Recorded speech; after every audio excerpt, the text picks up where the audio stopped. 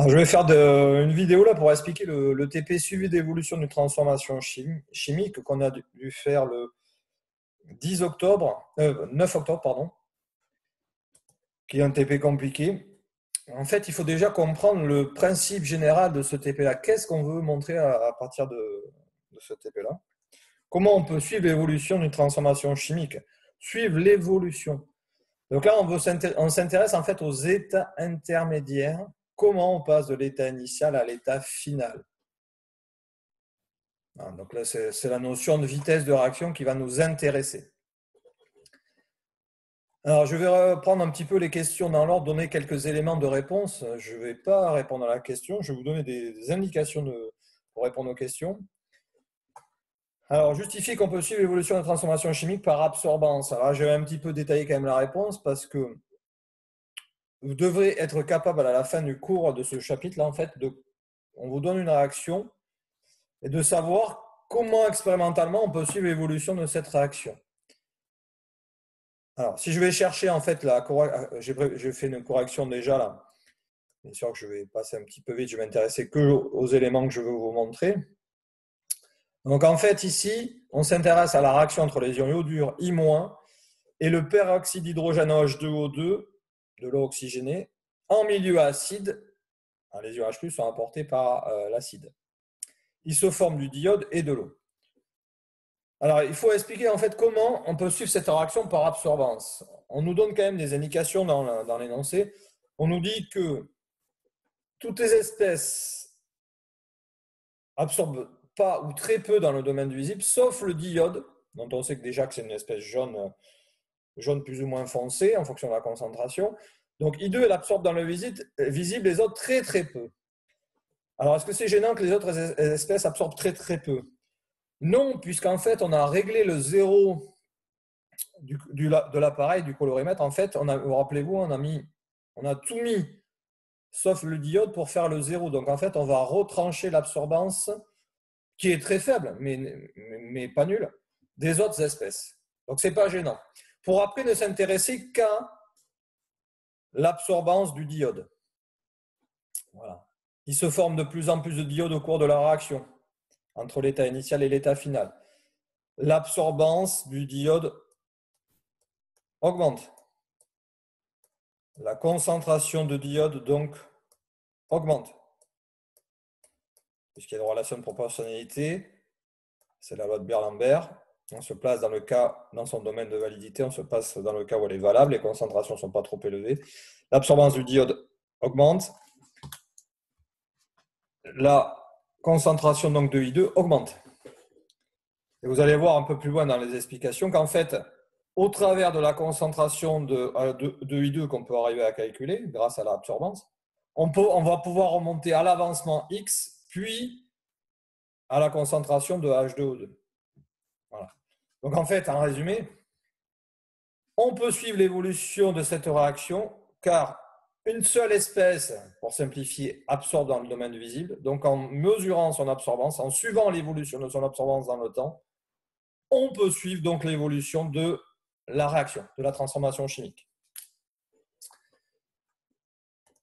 Je passe à la question 1.2. La question 2.1, c'est la loi de Beer-Lambert. La question 2.2.2.3, je pense que c'est largement à votre portée. La question 3.1, j'avais commencé à l'expliquer, enfin non, même je l'avais expliqué en cours. Alors rapidement, en fait, tout part de ce tableau d'avancement là. De ce tableau d'avancement, oui. Alors, si je reprends. Voilà. Donc en fait, on fait un tableau d'avancement sur cette réaction-là. Et en fait, voilà. On a mis, voilà, donc, en fait, on s'est mis dans des conditions favorables pour que l'étude soit plus simple. C'est-à-dire qu'on a mis I- en excès. Comment on peut savoir qu'il est en excès? On a mis un volume de 10 000, donc a priori pas très important, mais à une concentration importante. Donc la quantité introduite de I- est en excès par rapport à H2O2. Pareil pour H+. Donc on va s'intéresser qu'à l'évolution de H2O2. Voilà. L'évolution de I-, elle est très faible puisqu'il est en excès. Donc on ne s'en préoccupe pas. Alors, évidemment, il n'y a pas de I2 initialement. L'eau est en excès, c'est le solvant. Voilà, pensez-y, hein, l'eau c'est le solvant. Alors, attention, ça ne sera pas toujours le cas. Pour l'instant, on n'a vu que des cas où l'eau était le solvant. Un peu plus tard, on verra un cas où l'eau n'est pas le solvant. Bon, bref, peu importe. Ici. Et on remplit le tableau d'avancement. Et encore une fois, ce qui nous intéresse, ce sont les états intermédiaires. Comment passe-t-on de l'état initial à l'état final? On a mis, alors on raisonne en expression littérale. L'idée, elle est là pour pouvoir démontrer les relations littérales qui sont dans les questions. On a mis une certaine quantité initiale de H2O2. Pour l'instant, on ne se préoccupe pas de la calculer. Ni de H2O2. Dans les états intermédiaires, il en reste Ni moins X, l'avancement. Une fois X. Une fois X. À cause du 1 qui est là. Rappelez-vous, ça, il faut le maîtriser parfaitement. Et tout ça, Ni moins X, c'est ce qu'il reste de H2O2 à la date T. Ça évolue, cette quantité-là, elle varie. X varie, donc la quantité qu'il reste de H2O2 à la date T varie. Et on veut trouver comment ça varie. En fonction du temps. En fonction du temps. Attention, X, hein, c'est l'avancement. Voilà. On ne veut pas savoir comment ça varie en fonction de X, comme en mathématiques. On veut savoir comment ça varie en fonction du temps. Il peut y avoir un gros problème là. Hein. Si vous pensez qu'en abscisse, on met toujours X en mathématiques, oui. En maths, en physique, non. Physique-chimie. Donc, les deux cases importantes, c'est celle-ci, qu'on trouve en faisant un tableau d'avancement classique, et celle-ci, la quantité de I2 formée à la date T, la N de I2, c'est un N ici, la quantité de matière de I2 formée à la date T, c'est égal à X. Une fois X. Voilà. Donc, en fait, on pourrait l'exprimer autrement. Alors, je vais effacer un petit peu pour alléger un petit peu l'écriture. En fait, X, c'est la quantité formée de I2, quantité de matière en mol. X, quantité de I2 formée à la date T. Et X, si vous regardez bien, ça correspond aussi à la quantité quantité de H2O2 qui a disparu. Qui a disparu, pardon. Quantité de H2O2 qui a disparu. X, ça c'est ce qui a disparu. Ça c'est ce que j'ai initialement. Il en disparaît X, donc il m'en reste Ni moins X. Donc il y a un lien entre ce qu'il reste de H2O2 et ce qu'il est apparu de I2. Je vous rappelle, nous, grâce à la mesure d'absorbance, on peut trouver comment varie la concentration, donc la quantité de matière, on peut la trouver facilement, de I2 qui apparaît. Donc on fait le lien avec X et après on fait le lien avec H2O2 via le tableau d'avancement. C'est comme ça qu'on peut remonter à la quantité de H2O2 qu'il reste à la date T. Voilà.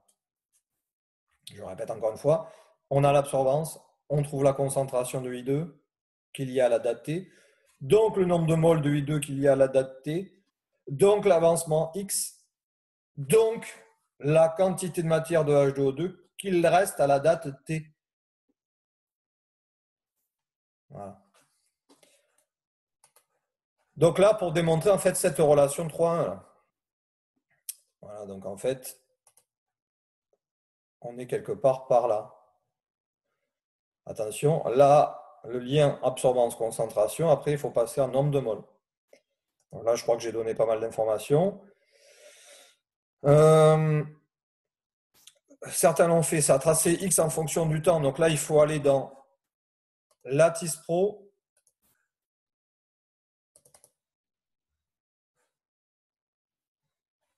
Dans la feuille de calcul de Lattice Pro. Moi, j'ai déjà tout tracé là, donc bon, peu importe. Dans la feuille de calcul de Lattice Pro, et on tape la fonction qui me permettra de calculer X, les valeurs de X à chaque instant prédéterminé qu'on a mesuré lors de l'expérience. Voilà, et quand on aura tracé X en fonction du temps dans Lattice Pro, après il faut revenir il faut revenir ici. Voilà, et glisser x en ordonnée. Attention, x est en ordonnée. C'est ça qui peut paraître un peu bizarre, mais c'est pas bizarre puisque là, on n'est pas en mathématiques. X est en ordonnée. Et t, on le glisse en abscisse pour tracer x en fonction du temps. Alors la courbe, elle est où? X en fonction du temps. Elle est là. Voilà, x en fonction du temps. Donc ça donne une courbe qui ressemble à celle de l'absorbance, sauf que là, on est passé de l'absorbance à l'avancement. En fait, pour arriver à trouver le temps de demi-réaction, alors certains peuvent avoir un problème parce qu'en fait, ils ont peut-être attendu un peu trop longtemps là. Bon, moi, j'ai pris une courbe qui me permet de trouver le temps de demi-réaction. Voilà, bon. Expliquez, si vous n'arrivez pas à le déterminer parce que votre début de courbe est tronqué,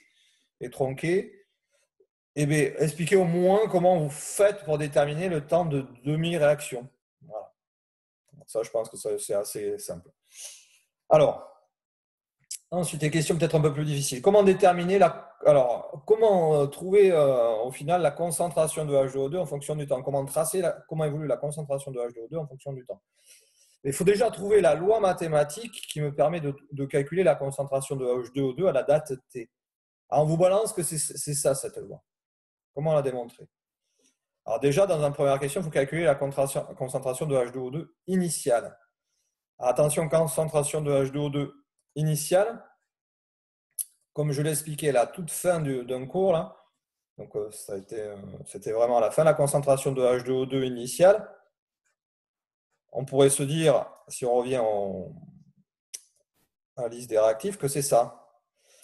Non mais sauf que ça, c'est la concentration de H2O2 quand l'eau oxygénée est toute seule, quand je ne l'ai pas mélangée. Et nous, on veut la concentration de H2O2 quand on a mélangé tout ça, c'est-à-dire 10 ml d'oxygéné plus 5 ml d'acide sulfurique plus 10 ml de K plus I-, voilà.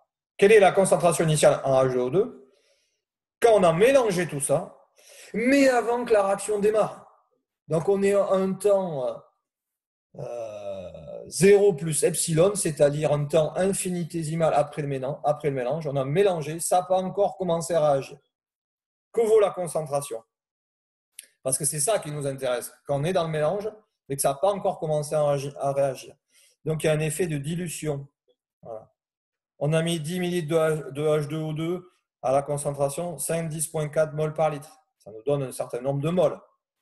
Ce nombre de moles, il ne change pas dans un premier temps, puisqu'on a considéré que ça ne commence pas, la réaction n'a pas démarré. Il y a un certain nombre de moles là-dedans, de H2O2. Et on augmente le volume. On passe de 10 à 25 millilitres. 10 plus 5. Donc, il y a un effet de dilution. Donc, le nombre de moles introduits divisé par le volume total. Voilà comment on trouve la concentration de H2O2. Oui. Donc, on en est là. Une fois qu'on a trouvé la concentration de H2O2 initiale, attention, hein, initiale, il faut réussir à démontrer ça. Mais comme je vous l'ai expliqué tout à l'heure, le lien, il se fait grâce au tableau. Voilà. Le nombre de moles de H2O2 à la date T, le nombre de moles, hein, pas la concentration. C'est Ni moins X. Bx, on l'a trouvé tout à l'heure. X en fonction du nombre de moles de I2. Et donc de sa concentration et à un certain volume. Ah, le lien, il est là. Là. Comme ça qu'on fait le lien entre N de H2O2, X, I2 et l'absorbance. Il faut remettre toutes les choses dans l'ordre. Là, voilà. Attention, il faut bien sûr faire intervenir des relations mathématiques, mais comprendre quand même ce qui se passe chimiquement, parce que sinon on mélange les équations, on ne sait pas trop ce qui se passe. Voilà. Donc, je répète encore. N de H2O2 à la date T, c'est Ni moins X. X, c'est N de I2 à la date T. N de I2 à la date T, on peut le trouver en fonction de la concentration à la date T et d'un certain volume.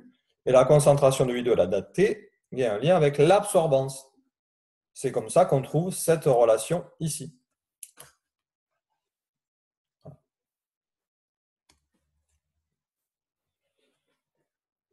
On rentre la formule dans la feuille de calcul, cette formule dans la feuille de calcul de Lattice Pro. Alors, je crois qu'il n'aime pas trop les crochets, hein. C'est pour ça que j'ai appelé C1 la concentration I2 et C2 la concentration en H2O2. Hein. Et on lui fait calculer toutes les valeurs de H2O2 à la date T, je vais y arriver, concentration de H2O2 à la date T pour avoir la courbe.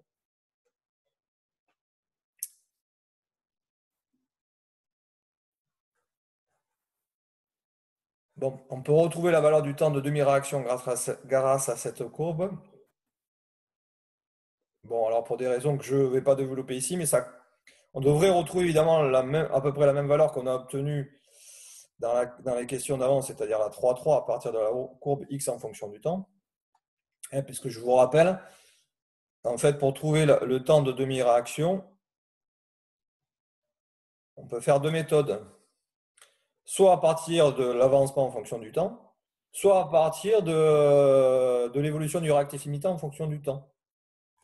On est d'accord que H2O2, c'est bien le réactif limitant ici. Hein.